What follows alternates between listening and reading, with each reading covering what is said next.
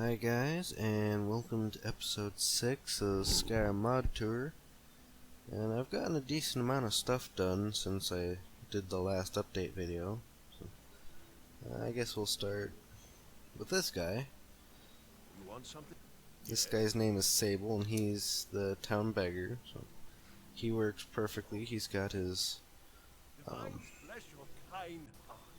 well, his lines that each beggar have. You can give him the gold. He'll give you the gift of charity. Let's see, the horse actually is supposed to be over in the stables, but for some reason he's deciding to hang out right here. So that's gonna have to be looked into. Alright. Next thing would be the inn. And I have this being made in my Skyrim Mod, almost said Skyrim Mod Tour, but the making of series. So you can see the inn being made. I did just about everything. The only thing I didn't show was actually building the things like the walls and the floors. And I didn't show making the innkeeper, partially because I actually didn't know how to really do him. It took me a while to actually figure out how to make him run the room. So you got this guy. He's the town drunk. So let's see. I don't want the tankard. I want this. So, talk to this guy, and you can give him a drink if you have one. So, and then, of course, he likes you after that. So, then we have the innkeeper, and he sells all manner of food, just like normal innkeepers. He's got a long list of food. So, and then let's go up here for a minute.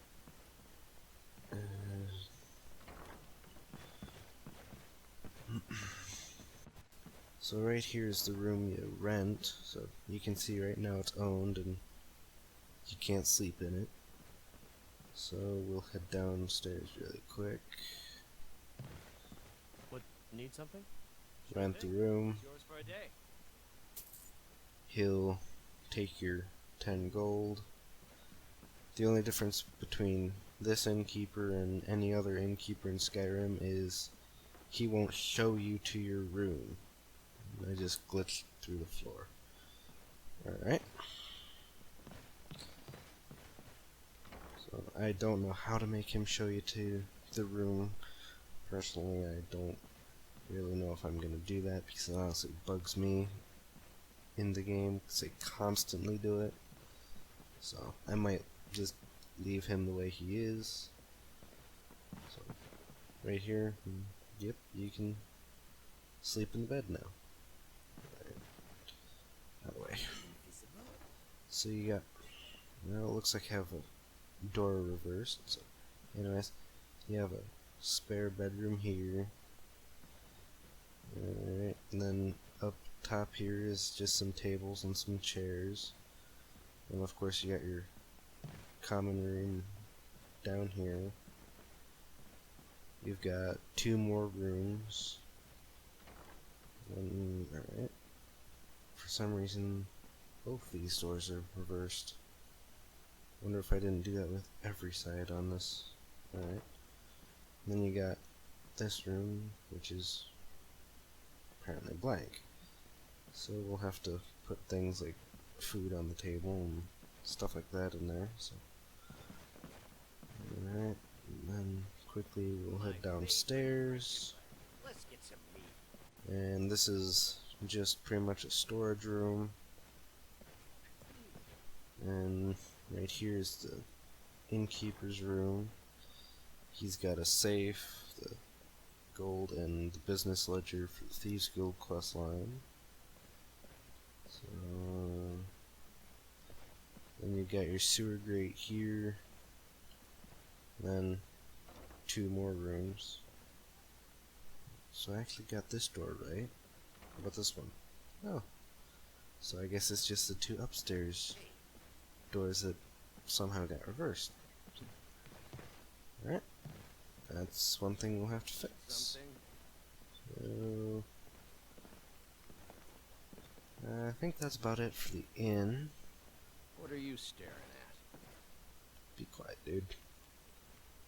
So, alright. Move on. I've done some testing and I figured out how Inigo manages to get from over here from Skyrim. Okay, well, I don't exactly know how, but I know how what he's using to get into this world. He somehow is randomly teleporting into the dock office, and then he just comes out the front doors. I still have to figure out how he's getting into the dock office, though. It doesn't make any sense. Because I've pretty much gone through that entire building with a fine-tooth comb, and there's no way he can get to Skyrim from anywhere in this entire building. See, even my map marker is pointing me into this building. Of course, once I go in there, it'll point me right back out this direction. This makes absolutely 0 sense. So, anyways. So, outside the city, I've done a little bit of work. I've decided to start working on the terrain, and I don't have very much done. I was pretty much just looking at trying to remember what that tool is called. Oh, the height map editor, and that's what I'm gonna try and use to make most of the terrain. So that's what this big ridge is made with. Right here you have the entrance to the sewers that leads out of the city. So I finally got that done. So let's head inside real quick.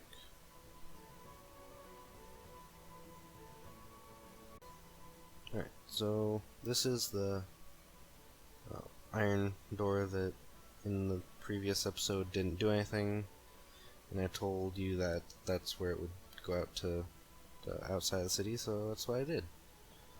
And I honestly had no clue when I started working on it how I was going to manage it, but I did. But I honestly have no idea how some of this stuff is put together in Skyrim. Like, the different types of terrain, like these ponds. I have no idea how they're done. And that's one thing I'm just gonna have to figure out.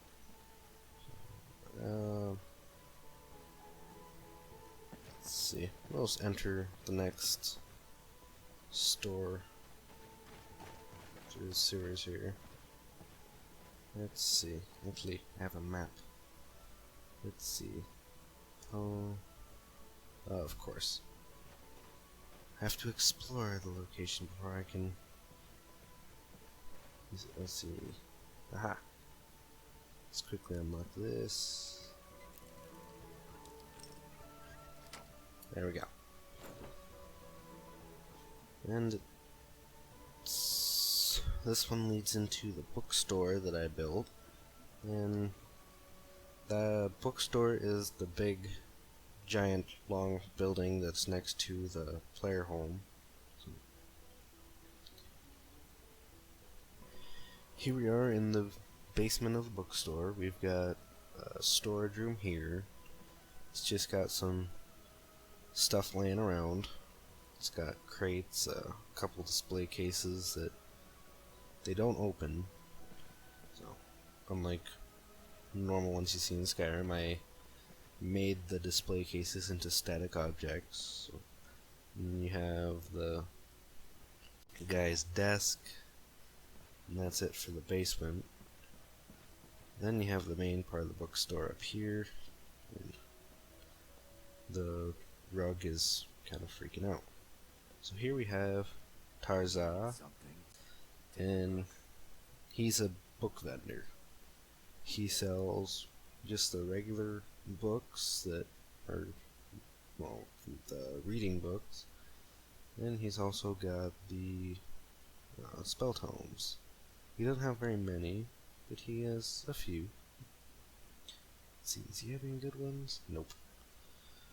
Alright, and then you've got some of the more valuable books in display cases, and yep, I actually have his key. I got the key from picking that lock. So. And then you have regular books on the bookshelves here. I don't know how many books are exactly in this place, but there's a lot. And if I tried counting them, that'd just be insane. I know picking them up one by one, I tried it, it took me, I don't even remember how long it took me, but it took me a long time. So. And I'll be quiet. So I've got a house built for him, and that's over in that little cluster of houses by the gate. And next up is the alchemy store. Oh, how convenient. A nice loading screen for alchemy. That almost never happens.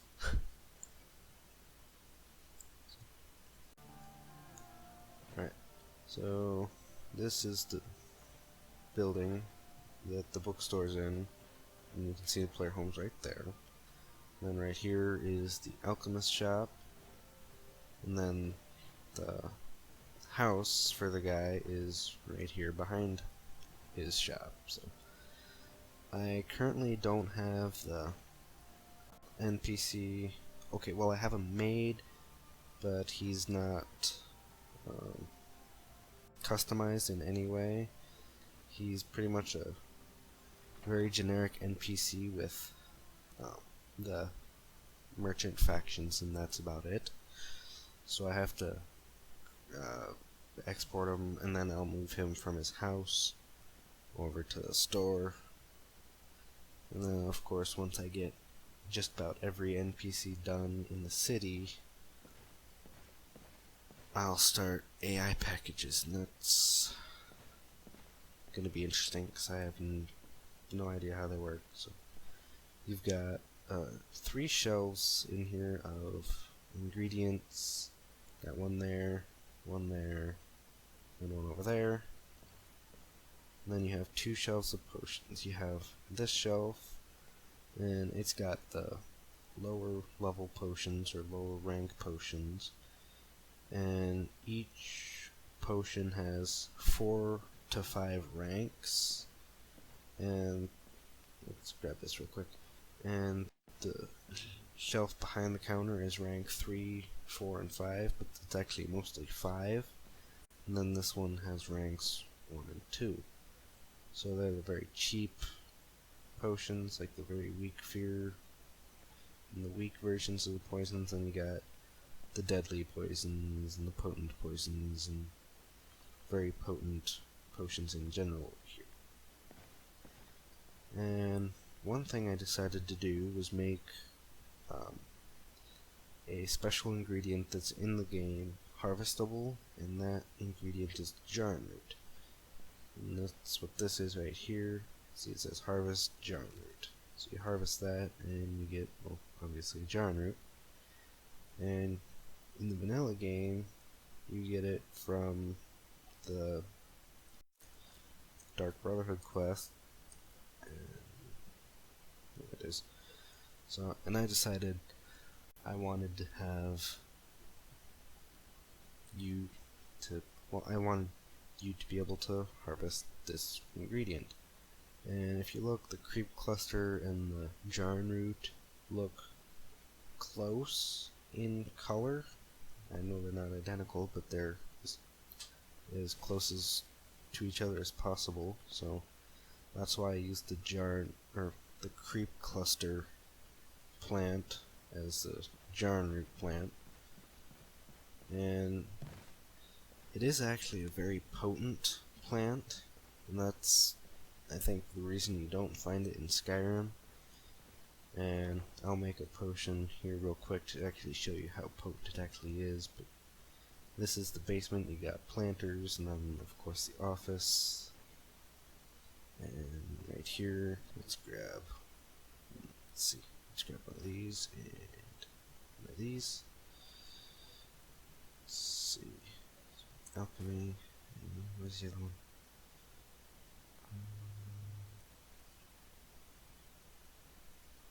I know I grabbed it. Where did I? Oh, looking right at it. Wow. Some days.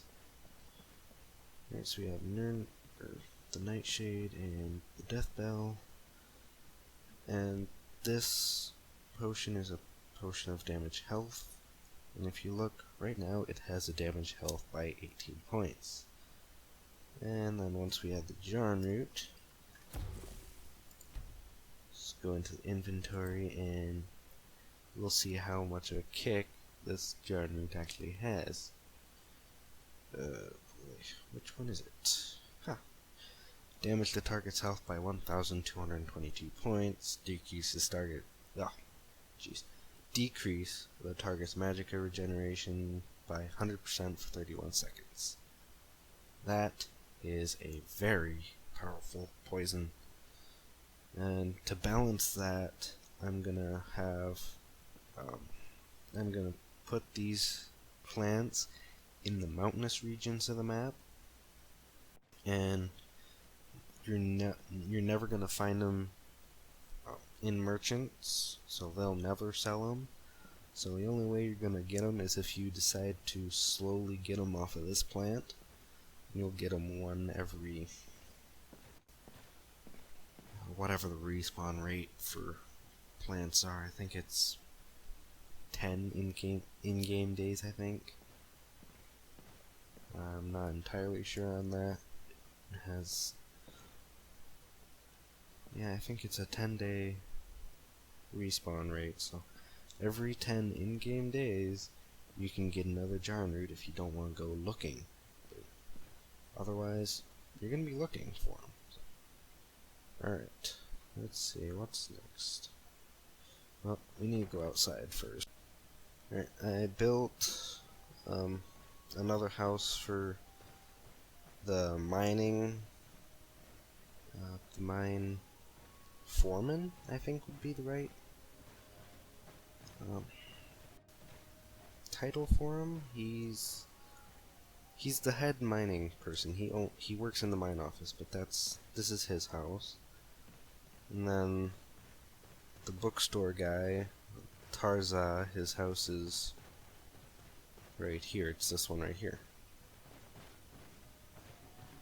So the last part of the mod that I have to show you, actually, I have a few more parts, but I decided to start making a curb on the streets.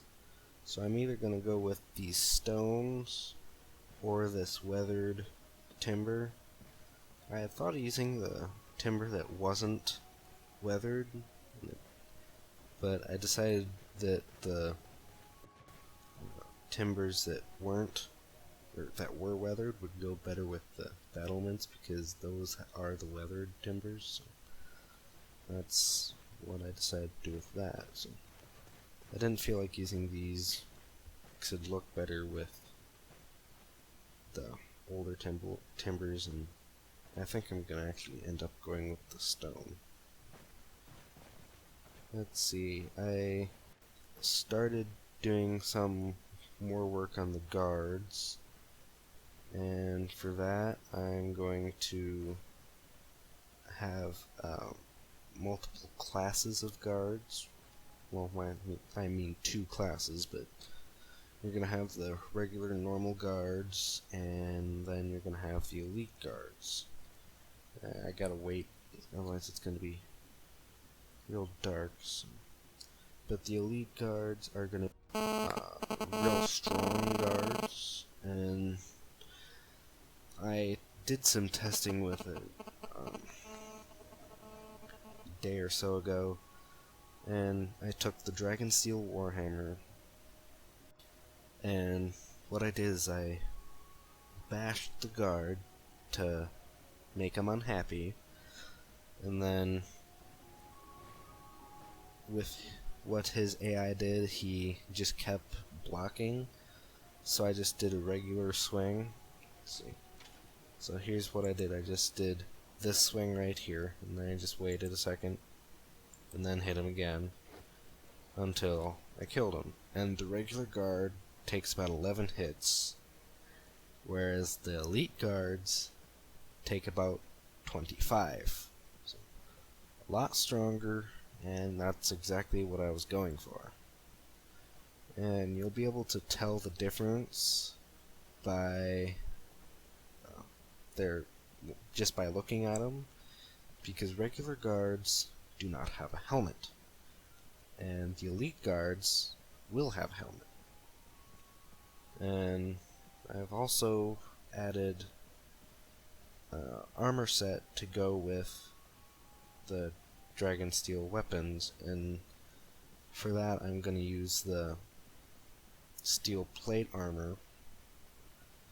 And when I was making the recipes for the armor, I actually found that there's actually supposed to be a steel plate shield in the game to go with the steel plate armor set, but for some reason that got cut from the final game. No idea why, but I think I'm gonna go digging in the game files and see if I can find that shield.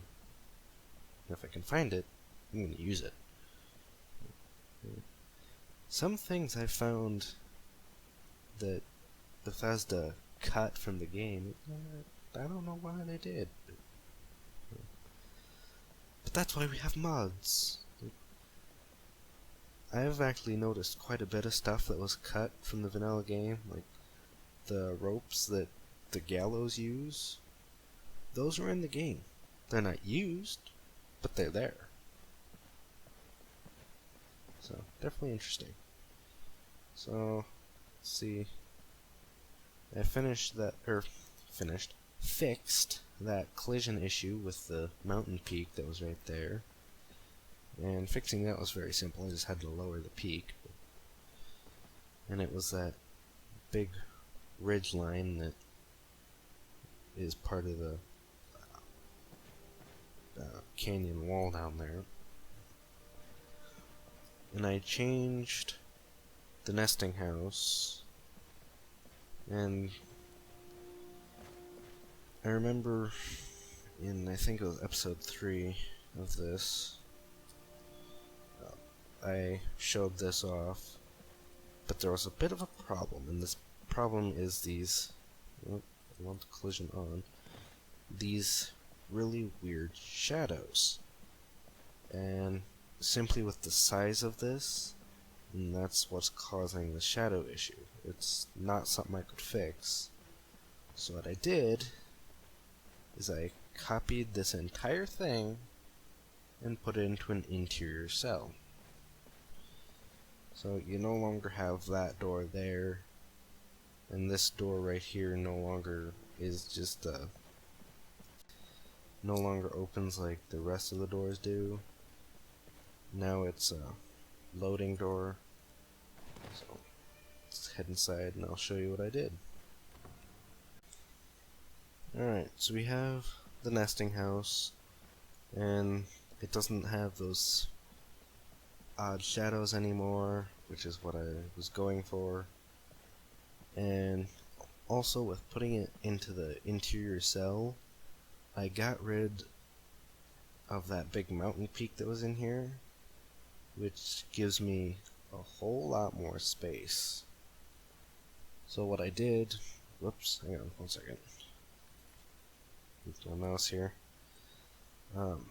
The mountain peak used to extend about here, and with all this extra space, I added even more slots that I can have dragons sitting in.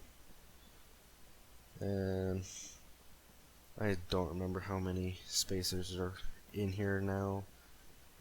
Before I added all of them, when it was still about partway done, there was about 36. And there's been a whole lot more added. So. Then to get to the multiple levels, you go this direction, and you have this ramp that goes to the second level.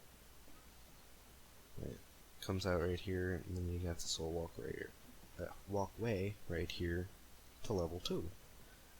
And then where the door's at, you still have that bridge that allows you to walk to both sides of the room. And then you can see the ramp that's on the 3rd level and the 1st level. We'll just jump down here. And then we'll go to the 3rd level. Then this way just goes to the other side on the 2nd level. So, but we don't want that. We want 3rd level. So we'll walk around, head up, and then it splits and goes to the different parts of the 3rd level, which is actually kind of the main level. So you have your normal walkway right here that goes to the nests, and then you need to head to the middle.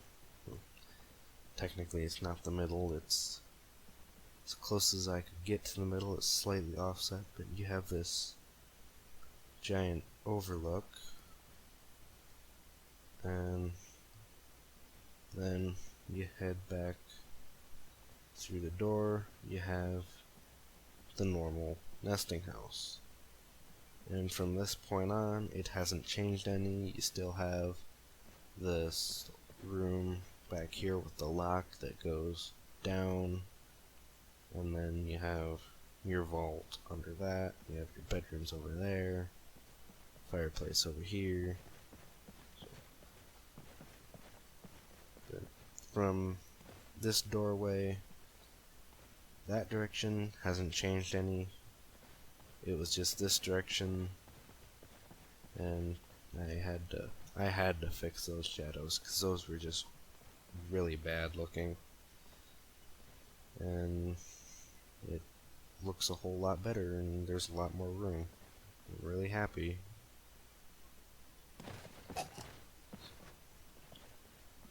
Eventually I'll add more dragons in here, and I'll do some other stuff, but there's one thing that I have to do with these guys, and that is make it to however it is to make them to where they cannot fly. And I know it's possible because it's done in, I think it's in Labyrinthian. You got that big skeletal dragon, and he doesn't fly. But if you anger these dragons, they'll fly around, and they'll fly through these walls. They'll act like they're outside, and it is just absolutely nuts. And then what I plan to do on the roof of this place, I know it sounds odd, but on the roof is going to be things like cows and stuff like that for food for 40 some dragons, or however many dragons are going to end up being in here. I know there won't be that many in here because I know that Skyrim has not really a limit, but after about 30 NPCs in a single cell, and an interior counts as a single cell, that's when Skyrim starts to hate you and it starts lagging. So I'm definitely not going to have that many in there, but I'm going to have the open space for it. So up here is going to be like a farm. Yeah, I think a farm would be a good way to put it, but there's going to be a farm up here along with some animals up here. I don't know quite what else will be up here. I don't think very much. Like a huge thing of plants for food. There'll be a shack or a house, whatever you would like to call it, up here for the people who work on the farm and everything else over here. I think that's about it. Matter of fact, I know that's it, so thank you guys very much for watching, and if you have any suggestions for what I should put in the mod, please let me know down in the comment section below. And if you have any feedback, that would be great. So, thank you very much for watching, and I'll see you in the next one.